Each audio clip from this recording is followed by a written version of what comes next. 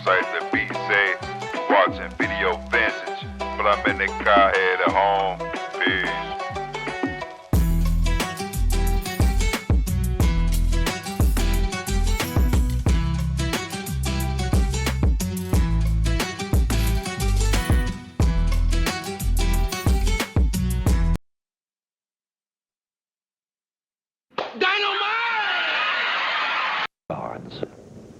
They were also told to kill him on the spot if he so much as uttered a single word about his past.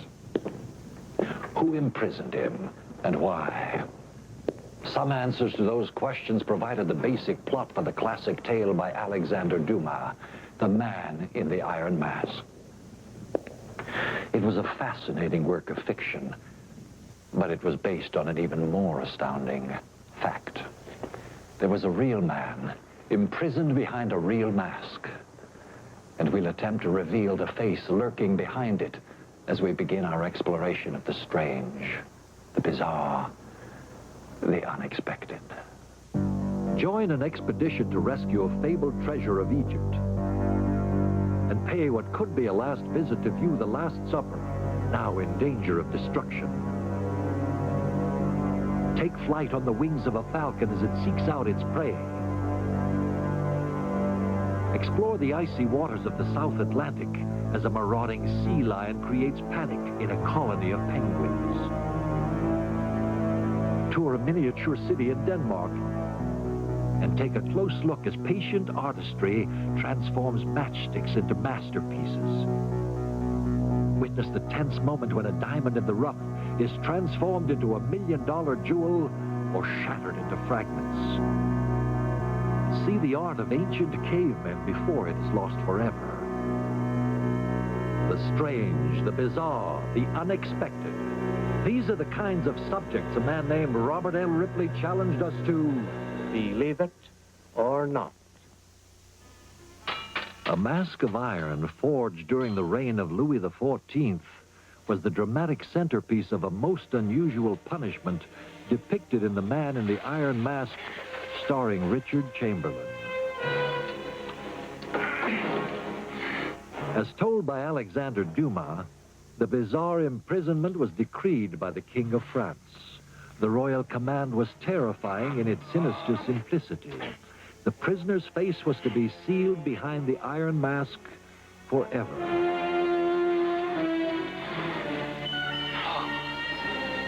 No, I beg you, no. I have done nothing. Please, I beg you, no. No.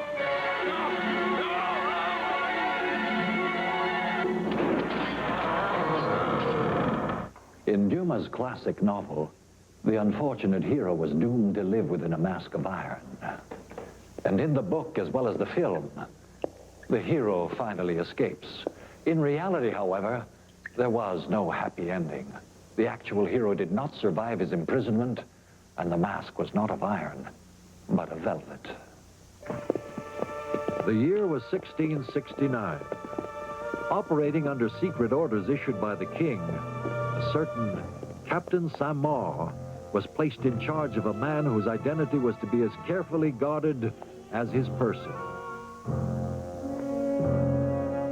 Although sealed into a velvet mask, the prisoner was not to be mistreated. The captain was authorized to kill him instantly if the stranger spoke his name or attempted to reveal his face.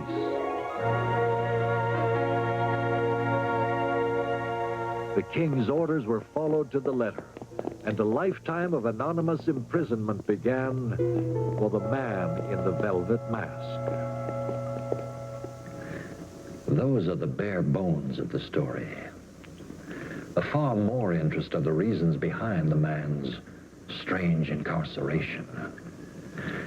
Among the various theories advanced, the most astonishing is that the mysterious man in the velvet mask may have been the true father of King Louis XIV of France.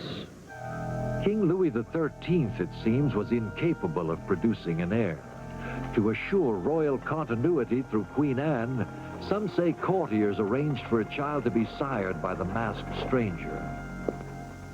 So, to keep the secret safe, He was supposedly dispatched to the French colony of Canada in hopes he would be forgotten. But when Louis XIV succeeded to the throne, the man decided to return to France. As father of the king, he assumed that great wealth and the glitter of court life at Versailles would be rightfully his. He expected a royal welcome from his son. Instead, he found oblivion. It was said his resemblance to the king was uncanny, and for this reason alone, his face was never to be seen. His last years were spent in the Bastille, where he died in 1703.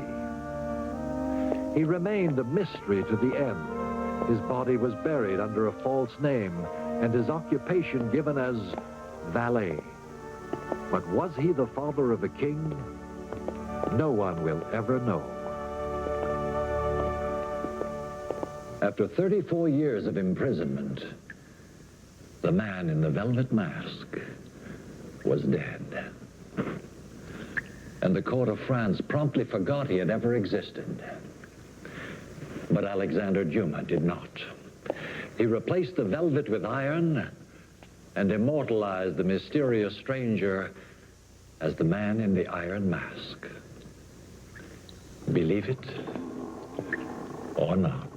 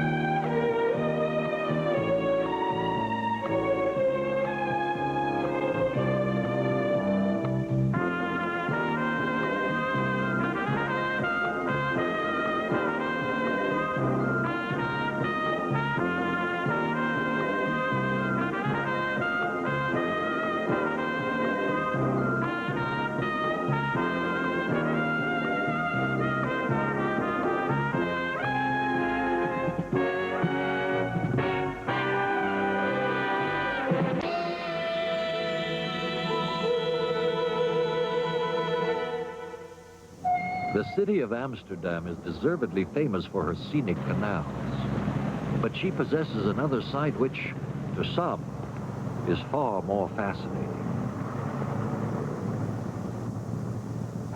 They've been cutting and polishing stones in Europe for 500 years. Here in Amsterdam, Holland, and in Antwerp, Belgium, the diamond is king. 60% of the world's diamond dealing takes place in these two cities. Deals worth millions of dollars are transacted daily, sealed with just a handshake. The diamond trade is built on trust. Perhaps that's why they trust me with this $1 million.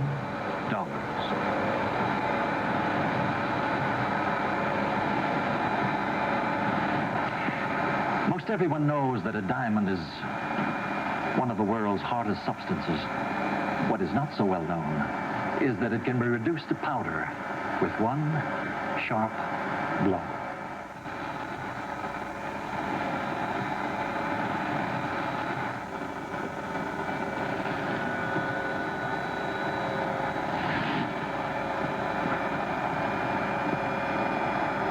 Believe it or not.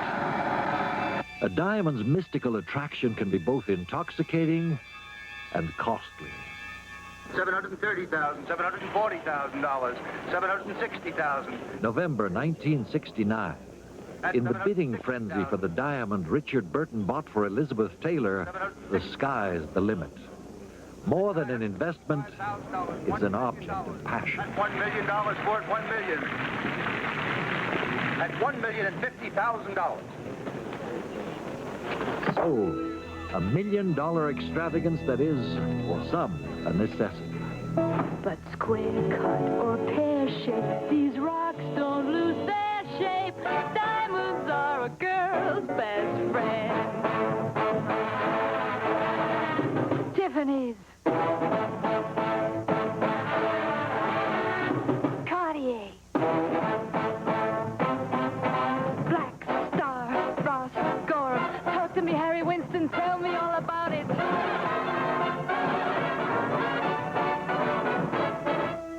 In the salons of the world's most elegant jewelers, the affluent pay astronomical prices for glittering stones which are, ironically, identical in their chemical composition to worthless chunks of coal. Though man has been fascinated with diamonds for thousands of years, only in the last few hundred have we perfected the techniques to capture their full brilliance. This diamond chunk, known as the Premier Rose, weighed more than 300 carats, yet looked as unimpressive as a lump of dirty ice. Only by being cut could it achieve its full glory. To make that possible, the diamond is perfectly duplicated in plastic. By studying the copy, a strategy for cutting the diamond can be evolved. To see inside the diamond, the polisher will grind out tiny windows to reveal the secrets of the grain within. His intuition is all important because diamond cutting is more art than science. A painful decision is reached. To realize its full brilliance, the diamond must be cut in two. Because only a diamond is hard enough to cut a diamond, the blade is impregnated with diamond powder. The risks are enormous. A single mistake in cutting can ruin the gem. It takes weeks to cut a few millimeters into the world's hardest substance. At any moment, it might shatter. For the cutter, it is a harrowing ordeal. Then,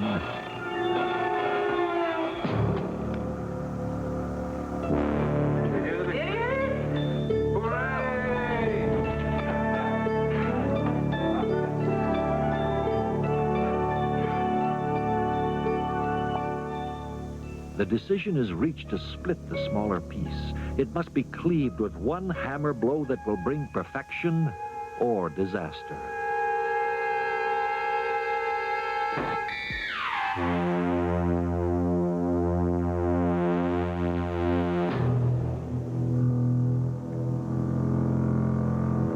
Perfection. Two lackluster chunks will soon become dazzling diamonds. Meanwhile, the Premier Rose is ready for shaping and polishing, a process that will take a costly toll. For the diamond to achieve its full brilliance, almost half of it will be ground into dust. At one point, the polisher grinds away over $100,000 worth of diamond dust a day.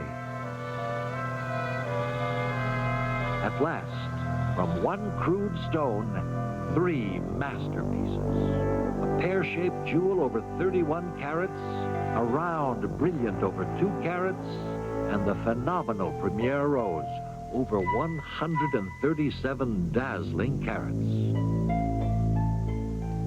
Thanks to human artistry, man has not only improved on nature, he has glorified it. Such gems are so costly, it usually takes a nation to afford one. The crown jewels of the world are more than a monarchy's most precious treasures. In times of crisis, their value can save a nation from financial collapse. Dazzled by these symbols of wealth and power, many have dreamed of someday magically being able to create diamonds themselves.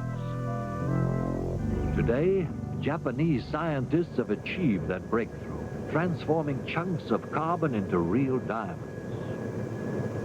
The process, which in nature requires millions of years, takes place in a laboratory in mere days. Although it is still a closely guarded secret, a few details have been released.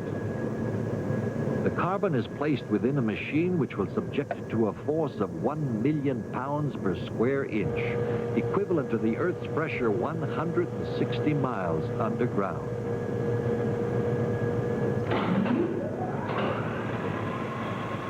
As the crushing pressure builds, so will the temperatures, to 3,500 degrees Fahrenheit.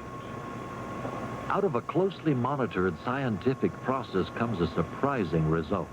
The man-made diamonds are identical to nature's creations, except in one extraordinary respect: their price.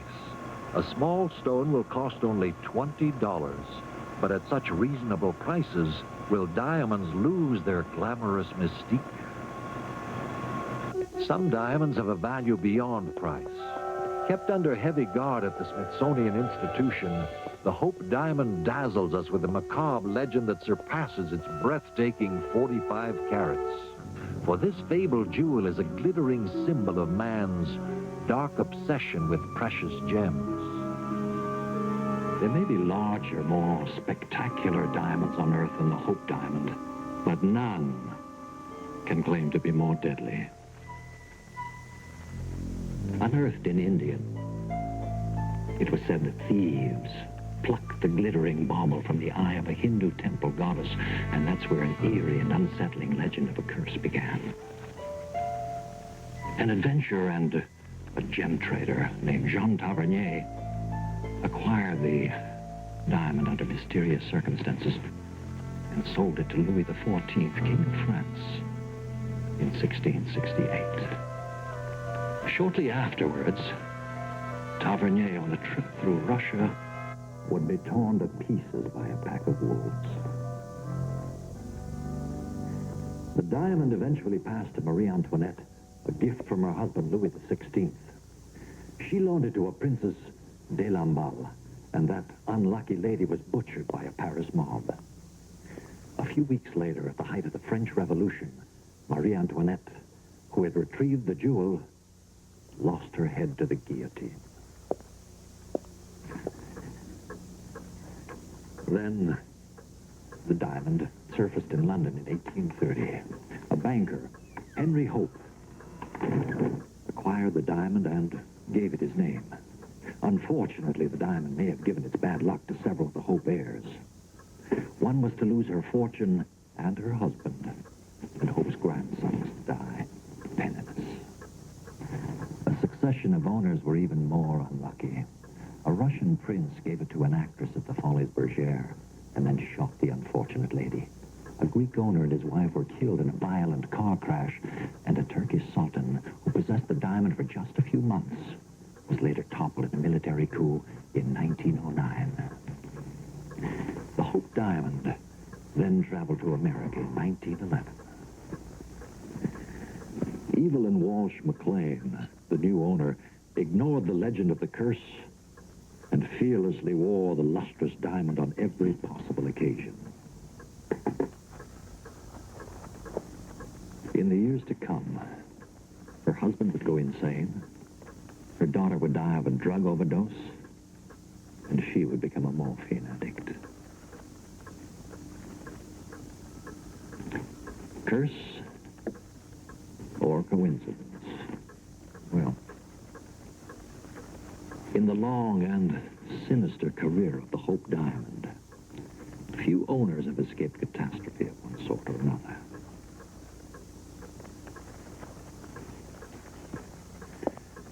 The most recent owner, the internationally known jeweler Harry Winston, showing enormous foresight, gave it away. This is a replica. The real Hope Diamond is safe and secure at the Smithsonian Institute in Washington, D.C. You can see it, but the guards won't let you touch it. They're there to protect the diamond and perhaps you.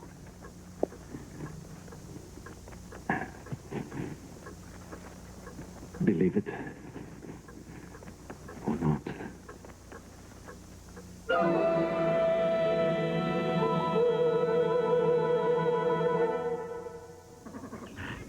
Someone once said, hope is a thing with feathers. And so it is when you consider these winged wonders are essential to our survival. By controlling the world's insect population, they help make our planet Earth habitable for human beings. A special concern of this aviary in Munich, Germany, is the breeding of rare and unusual birds. To encourage breeding, the birds are placed in a completely natural environment, and then hopefully, nature will take its course. Of more than 1.5 million species of birds that have populated the Earth, about 8,580, or only 0.5%, are still living. The extinction of even a single species is a tragic loss to all of us, and not only from a practical point of view. That single loss means that our world is that much more diminished of grace and beauty, and of all the other qualities that have made birds one of the most studied and cherished of animals. Majestic in flight, birds of prey are gifted with a lethal grace. They have been endowed by nature with the power to bring swift and certain death from above.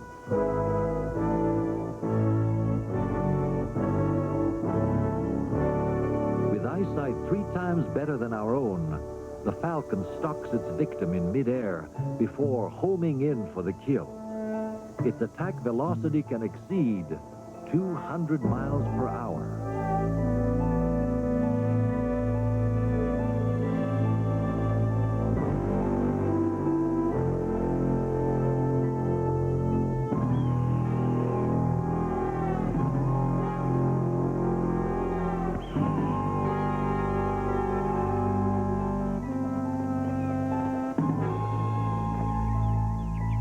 The kingfisher has the extraordinary ability to hover in midair, searching the water for prey.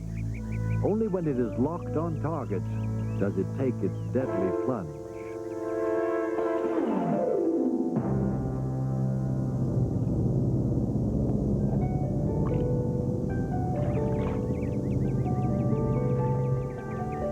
In delicate contrast, the hummingbird uses its long, hollow tongue like a soda straw to sip nectar as its wings beat an astonishing 75 times per second. Remarkably, a bird's instinct can rival human inventiveness with its ingenious creations. The weaver bird is one of nature's most accomplished architects. In a surprising reversal, the male, not the female of the species, constructs the nest. Using only his beak, he weaves an intricate creation.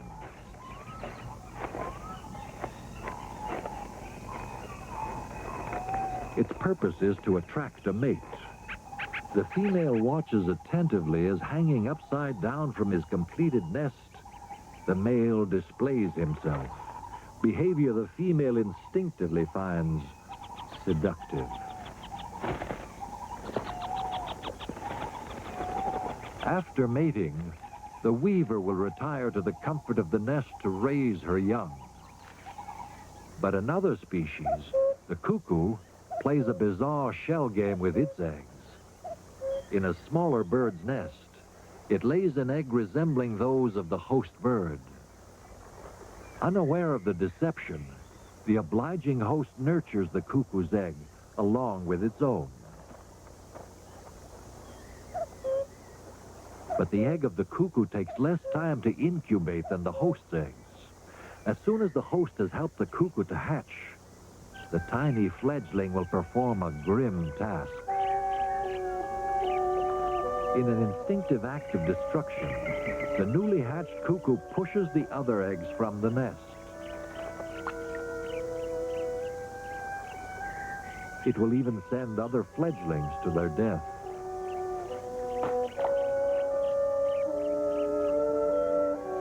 Once it has disposed of its rivals, the cuckoo chick greedily devours all the food the host bird can bring it. Believe it or not, the hard-working host will not object, even when it is dwarfed by the voracious trespasser in its nest.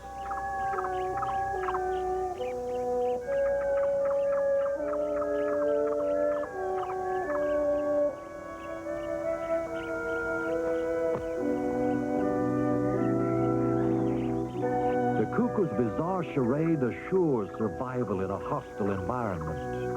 The world's harshest environment has forced another bird to evolve different survival skills.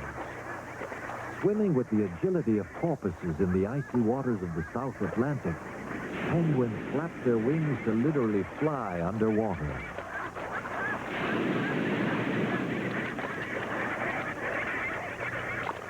These rockhopper penguins flock each year to this desolate rookery near Tierra del Fuego, Argentina, to hatch and care for their young.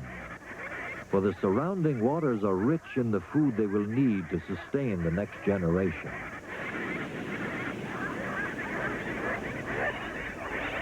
The only way the thousands of fledgling penguins can be fed is for their parents to regurgitate their meal of fish and crustaceans. The young swallow the warm broth in a mouth-to-mouth feeding.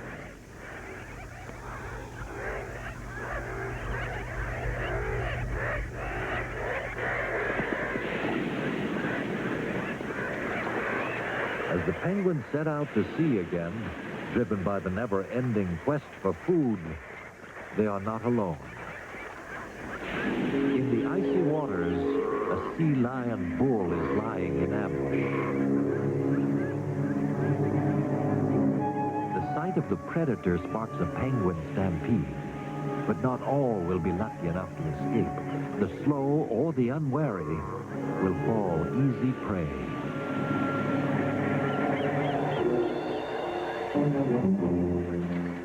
Despite the unrelenting attack, the penguins must return to the sea. They will be free to find food for their young as long as the sea lion toys with its helpless victims.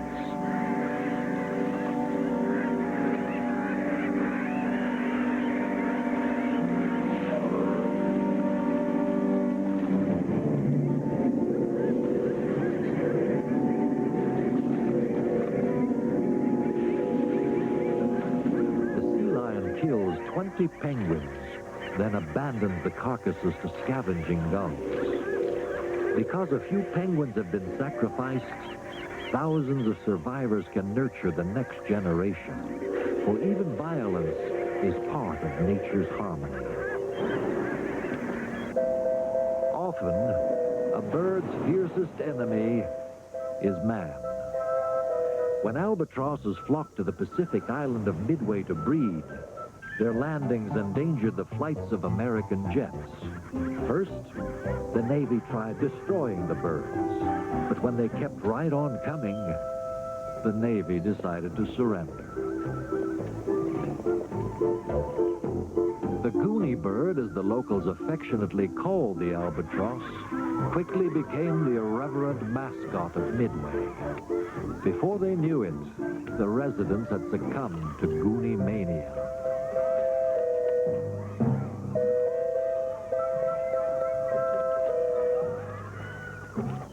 The ubiquitous Goonies play a game of chicken on Midway's roads. Driving here often requires a slalom run among the unflappable birds. The delicate task seems more unnerving for the drivers than for the Goonies themselves. As the time to leave Midway draws near, fledgling Goonies choose a spot dangerously close to the Midway landing strip to test their wings. Even for birds, flight is not purely instinctive. Learning to ride the wind on a 6-foot wingspan can be a painful process. Midway's main runway provides a dangerous obstacle to the bird's maiden flight. In the past, collisions of damaged aircraft and killed Goonies. Summoned by the control tower, a special Goonie bird squad has the ticklish mission of removing the 7-pound creatures that are keeping 75-ton transports from taking off.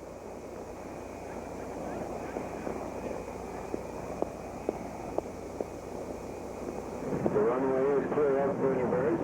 Wind is 120 degrees at 90, cleared for takeoff, runway 6.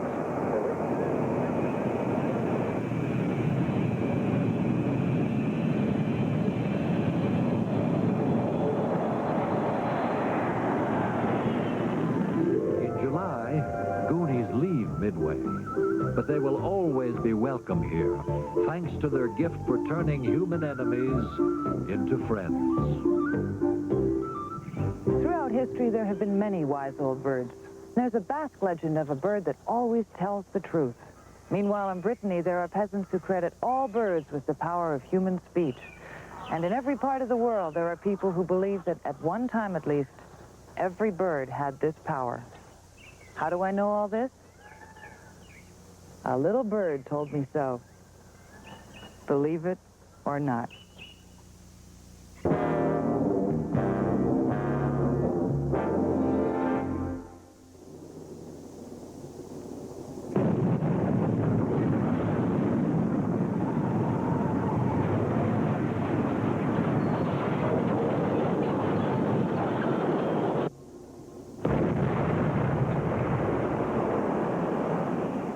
To create the new, often man must first destroy the old.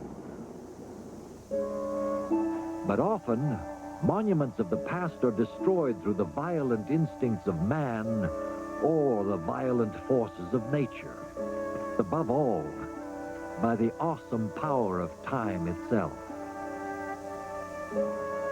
Sometimes, our very way of life can take its toll on our best-loved monuments.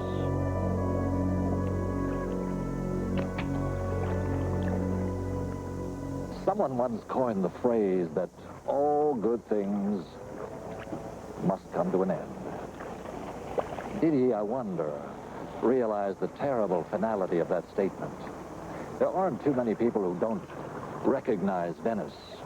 Hundreds of artists have painted it, thousands of tourists have photographed it, and millions of visitors have come here personally. Venice is one of the most recognizable places on Earth. A living museum of architectural treasures, Venice has been called man's most beautiful artifact. But for how much longer? Because Venice is disappearing, slowly, inch by inch. The city is being devoured by the water that surrounds her, by the air she breathes.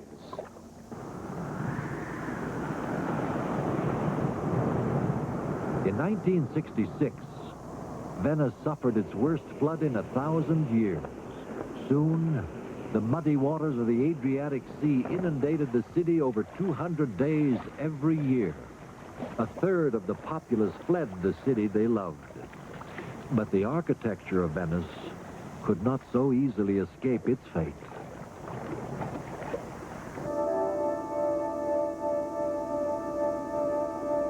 The air of Venice poses its own threat.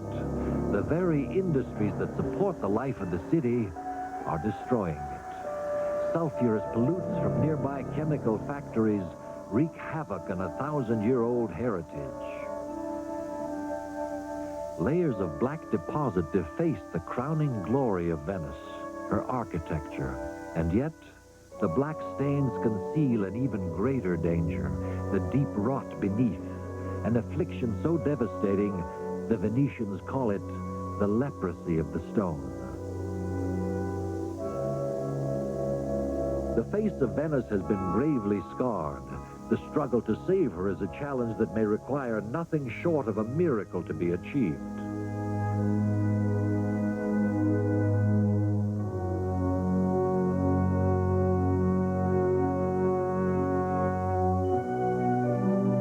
The 2,400-year-old Parthenon in Athens, Greece, has been wrecked by bombs, plundered by greedy collectors. Today it suffers a more bizarre peril from an inhuman enemy. Rare, destructive bacteria and parasites which infest the marble, consuming the stone itself.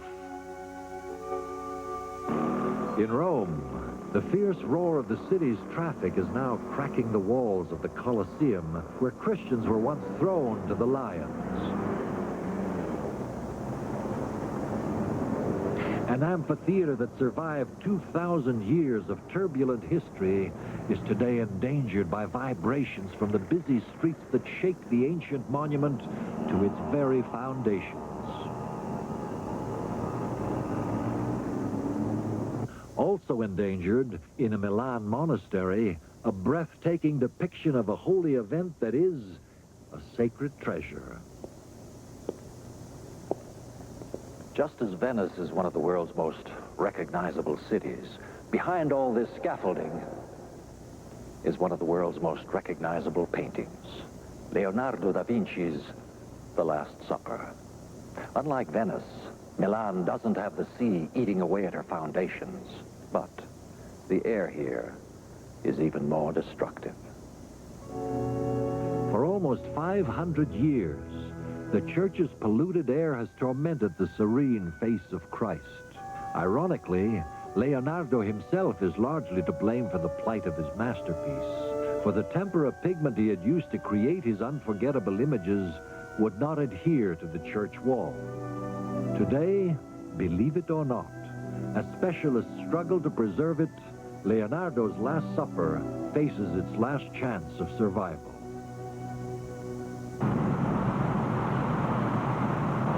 But it is possible to reverse the course of destruction. Construction of the Aswan Dam in Egypt caused the surrounding desert to be flooded with millions of gallons of water. Devastation was the seemingly inevitable price of progress. Along the Nile, villages had to be hastily evacuated before the deluge. Trapped in the onslaught of the rapidly rising waters were countless temples, Egypt's priceless heritage from the golden age of the pharaohs. The magnificent temple of Abu Simbel was also doomed. The challenge seemed more perplexing than the riddle of the Sphinx.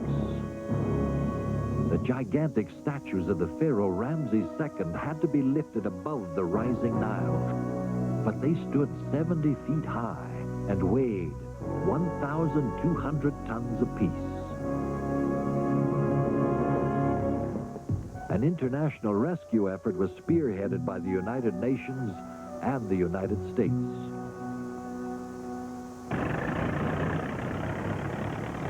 They chose a bold strategy to cut the entire temple into massive blocks weighing 20 to 30 tons apiece, then move them to a safe new site 200 feet above the Nile. There, they would be reassembled like a jigsaw puzzle. For protection, the statues of the pharaohs suffered the indignity of being buried to their necks in sand. Workers painstakingly cut seams less than a quarter-inch wide. As the deadline approached, they sawed day and night. To avoid scarring the face of the pharaoh, his colossal head was removed in a single piece, weighing 30 tons. At his new location, his head fit into place with the astonishing tolerance of 1/25th of an inch.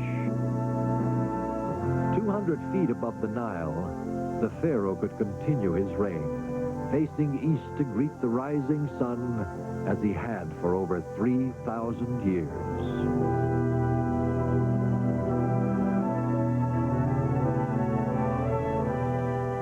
Abu Simbel is proof that man need not surrender the treasures of his past to modern forces of destruction. But perhaps nowhere have those destructive forces been stranger than in a remote corner of France, the caves of Lascaux. Here at the fortress La Roque-Saint-Christophe, Neanderthal man took shelter from prehistoric predators. His bones, a few simple tools and caves like these, are the only proof of his existence. 80,000 years later, there had evolved a special breed of cavemen, Cro-Magnon. In the caves of Lascaux, these survivors of the last ice age left proof of their highly developed skills, both as hunters and artists. The anonymous Cro-Magnon painters depicted a startling menagerie. Hundreds of portraits of Paleolithic creatures that have been extinct in this French valley for thousands of years. Extinct everywhere, that is, but on the walls and ceilings of Lascaux.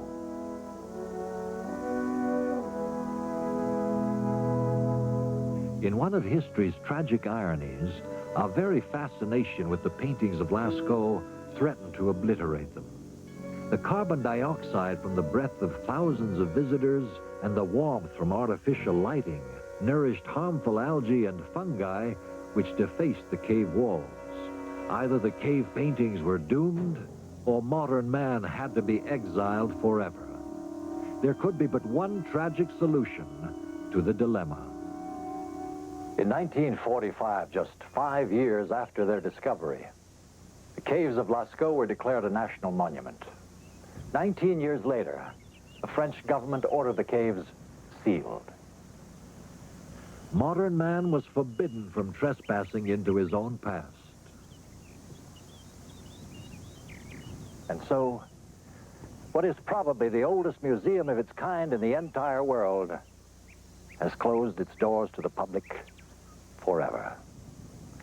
Believe it or not.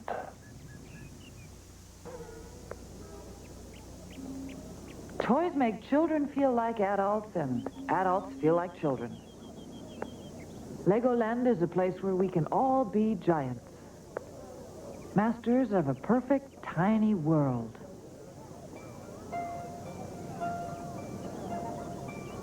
This park is the creation of Gottfried Christensen, the inventor of the Lego system of plastic blocks.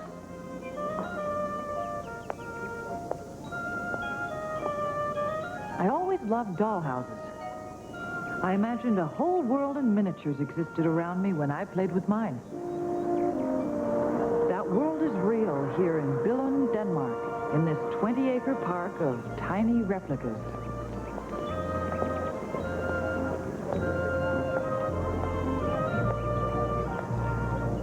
What's also extraordinary about this miniature world is that everything in it has been painstakingly built of tiny plastic bricks. Here, the simplest of building blocks can create the most elaborate of panoramas. The scaled-down scenery includes a meticulous reproduction of Amsterdam's canals.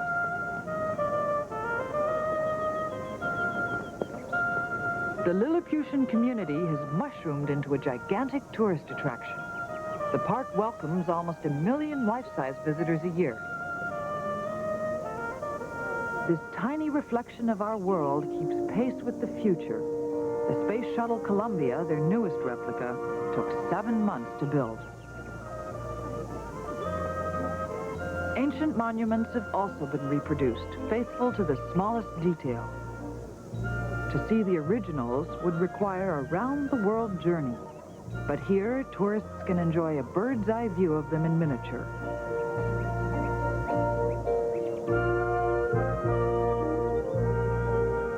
Believe it or not, there are more than 1.5 million tiny bricks in this replica of Mount Rushmore. This copy is almost as remarkable as the real thing. For John Hart, railroads are a consuming passion that has also consumed his house. So elaborate are his trains that railroad buffs help man the controls inside his home in Surbiton, England. In the unfortunate event of Mr. Hart's demise, they'll make sure his trains keep right on running. The railroad provides regular service between kitchen, yard, and garage. For John Hart, it offers a special kind of trip. I think possibly there is something about a model railway which enables one to become a little king over one's own empire. I'm not saying that in the dictatorship type of the meaning, but I think there's something in all of us that likes to be just a little bit on top. Despite his collection of 13,000 toy soldiers, John Ruddle isn't satisfied. To swell his army's ranks, he pours molten lead into a plaster of Paris mold, creating more raw recruits. Then he will give them a spit and polish shine, painting on elaborate uniforms. Some collectors lock away their toy soldiers to gather dust. John Ruddle will test his in the heat of battle in the yard of his suburban London home. A troop train rushes in reinforcements. Full-scale war is about to erupt in his garden. As commander, John Ruddle maps out the strategy. But once the battle lines are drawn, he expects every toy soldier to do his duty.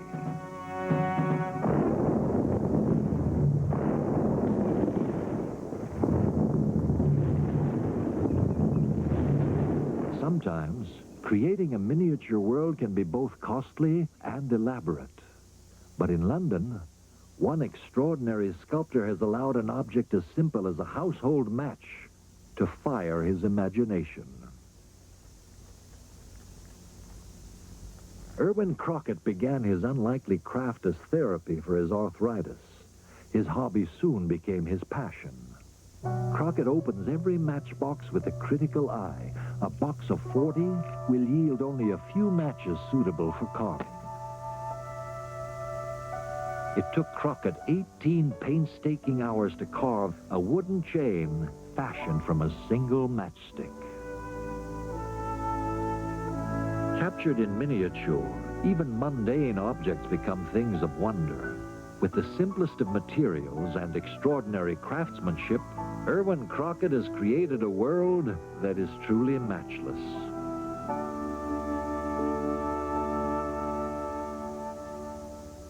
Serious players call these bones, perhaps because at one time that's what they were made of.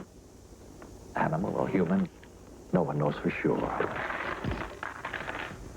These are made of plastic, all 28 of them. And I propose to build a tower that seems to defy gravity, supported on just 3 upright dominoes.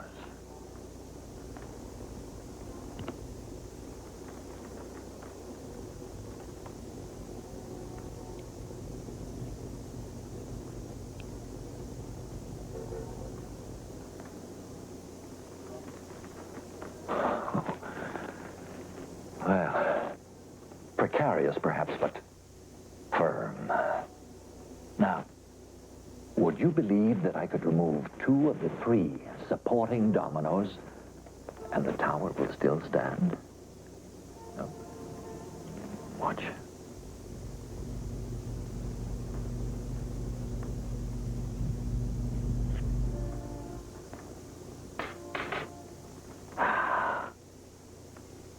And the tower still stands. You suspect perhaps a camera trick or a touch of glue. Not so. Watch.